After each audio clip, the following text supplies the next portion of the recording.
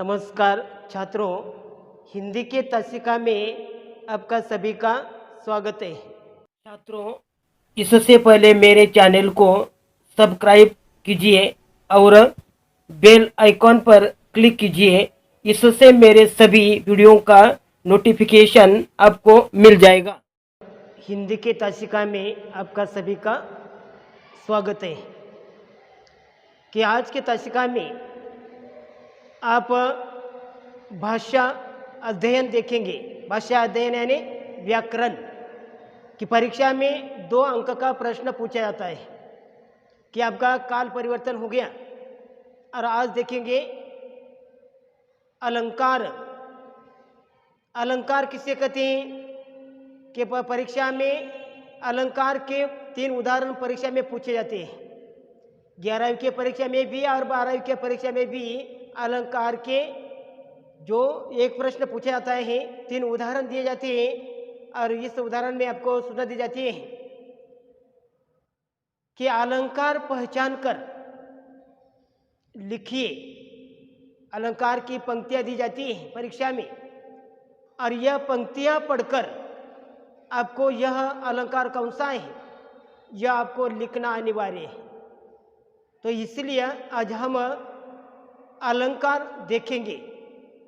तो अलंकार किसे कहते हैं कि अलंकार का साधारण अर्थ आभूषण होता है। अलंकार आप जो कपड़े परिधान करते हैं कि वही अलंकार होता है। वेशभूषा आभूषण है कि यह अलंकार है, यह मनुष्य का अलंकार है। लेकिन काव्य का जो अलंकार है तो उसी समय अलंकार का साधारण अर्थ आभूषण होता है कि जिस प्रकार आभूषणों से शरीर की सुंदरता में वृद्धि होती है, कि जिस प्रकार आप तरह तरह के आभूषण पहनते हैं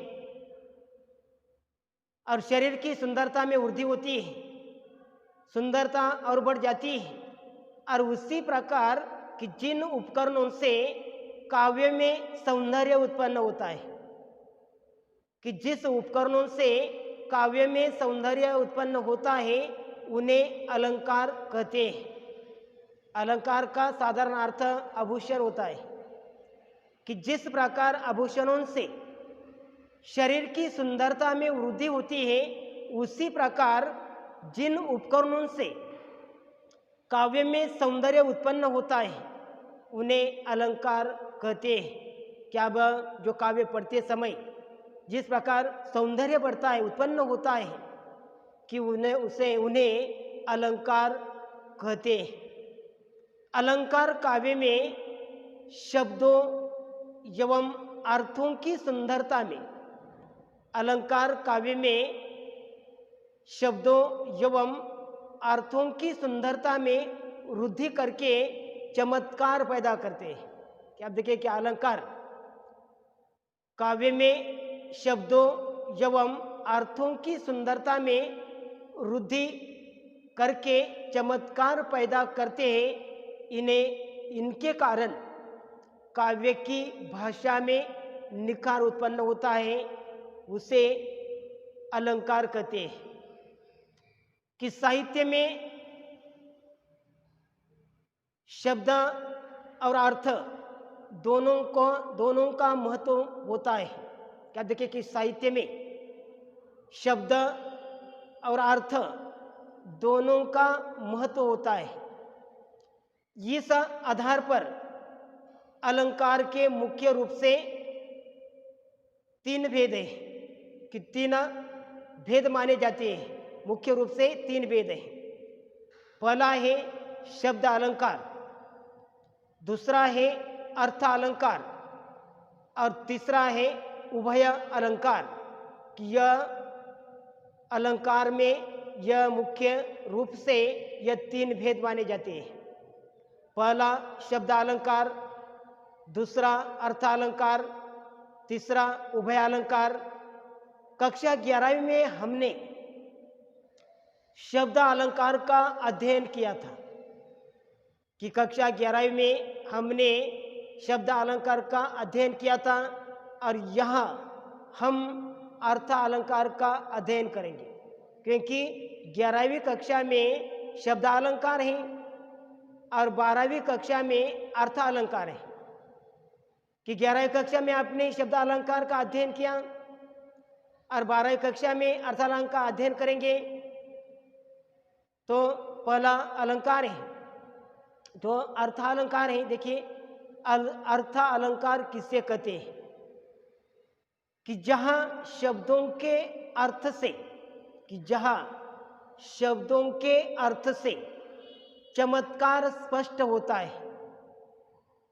कि जैसा जहां शब्दों के अर्थ से चमत्कार स्पष्ट होता है वहां अर्थ अलंकार माना जाता है। कि जिस शब्द से, जो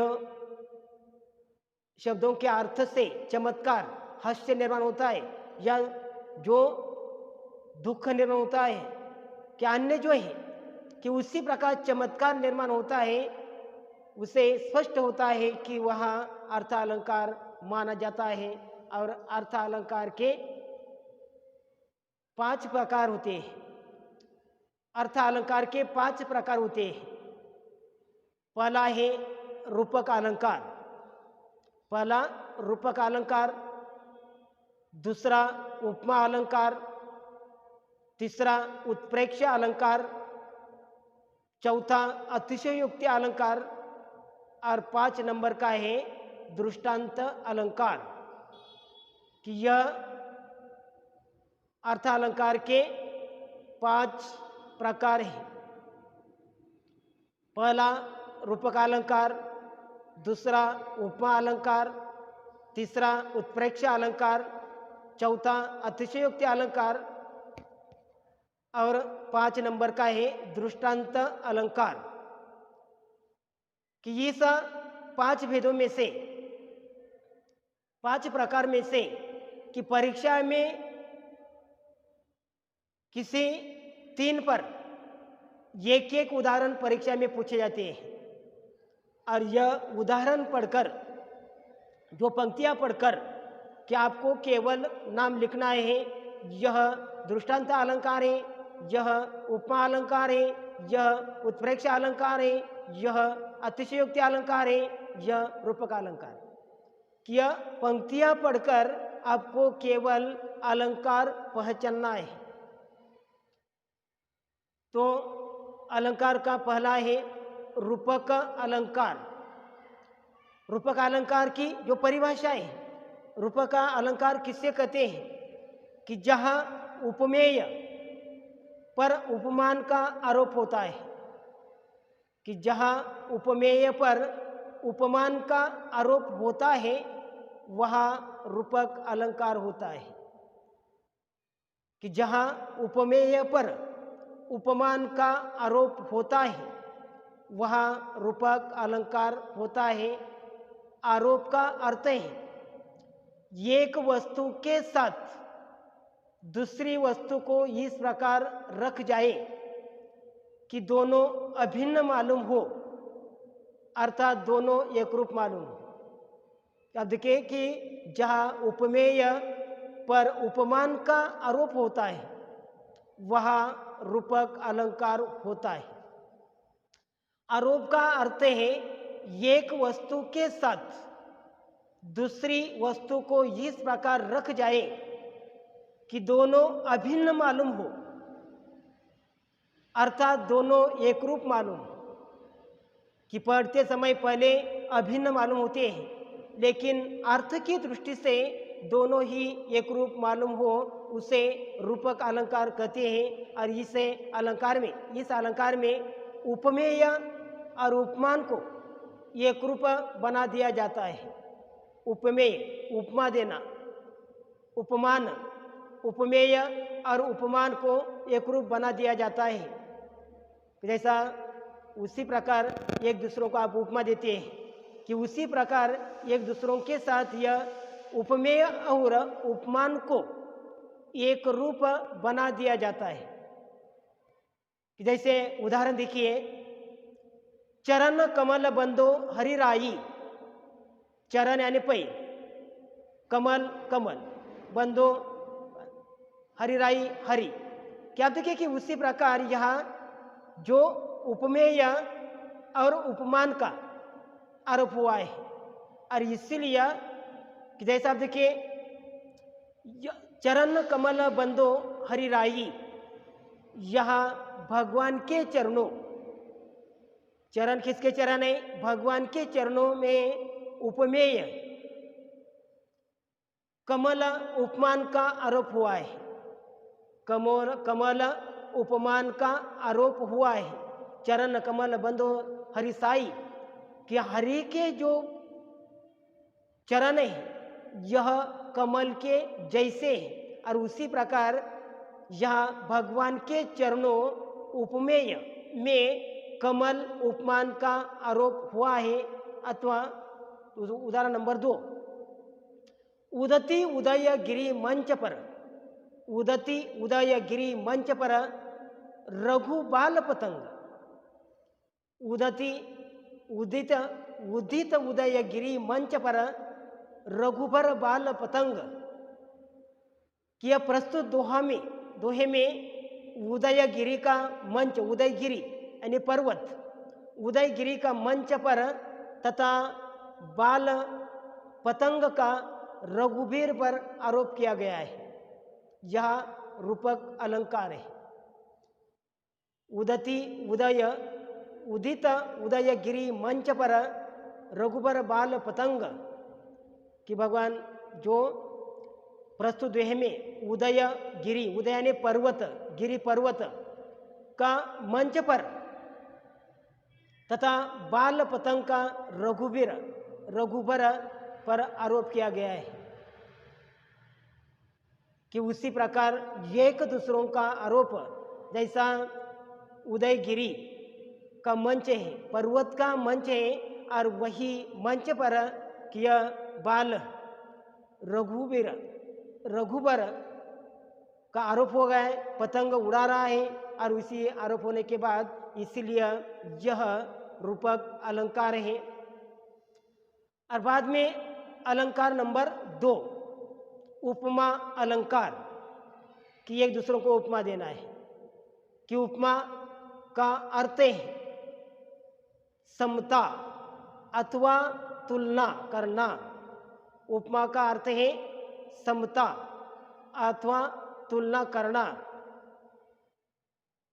कि जहाँ स्वभाव, गुण, धर्म, रूप, रंग अथवा आकार आदि की समानता के आधार पर एक वस्तु की तुलना दूसरी प्रसिद्ध वस्तु के साथ तुलना की जाती है। अर्थात जहाँ उपमेय की तुलना उपमान से की जाती है वहाँ उपमा अलंकार उत्पन्न होता है। और उसी प्रकार यह उपमान का अर्थ होता है समानता अथवा तुलना करना, तुलना, जहाँ स्वभाव, गुण, धर्म, रूप, रंग अथवा आकार आदि की समानता के आधार पर एक वस्तु की दूसरी प्रसिद्ध वस्तु के साथ तुलना की जाती है। अर्थात जहाँ उपमेय की तुलना उपमान से की जाती है, अर्थात जहाँ उपमेय की तुलना उपमान से की जाती है वहाँ उपमा अलंकार उत्पन्न होता है। उदाहरण देखिए, पीपर पीत सरिसमन डोला, पीपर पात सरिसमन डोला, चरण, दूसरा उदाहरण है चरण कमल सम कोमल, चरण कमल सम कोमल। उदाहरण नंबर 3, राधा वंदन चंद्र सो सुंदर, राधा वंदन चंद्र सो सुंदर, कि इस उदाहरणों में जहाँ मन की तुलना, पहले उदाहरण में मन की तुलना पीपल के पात से की है, कि पीपल के जो पत्ते के पास के उसने की गई। पीपर पात सरिसी मन डोला, मन की तुलना पीपर के पास से किए। चरण की तुलना कोमल कमल से, चरण कमल सम कोमल किया। चरण की तुलना, चरण यानी पैर, पैरों की तुलना कोमल कमल के फूलों के साथ किए। तथा राधा वदन चंद सो सुंदर, कि राधा के वदन की तुलना, वदन यानी मुख,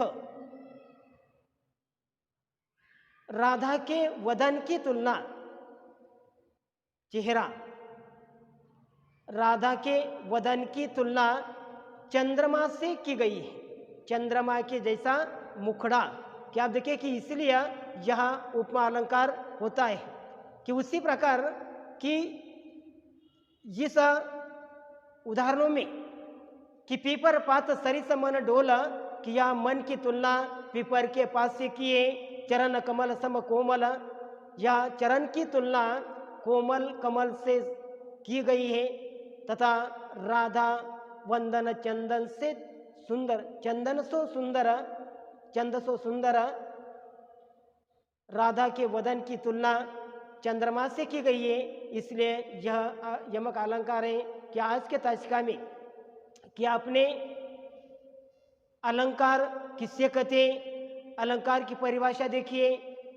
अलंकार के 3 भेद हैं, शब्दालंकार, अर्थालंकार, उभयालंकार। तो शब्दालंकार आपने 11वीं कक्षा में देखा है।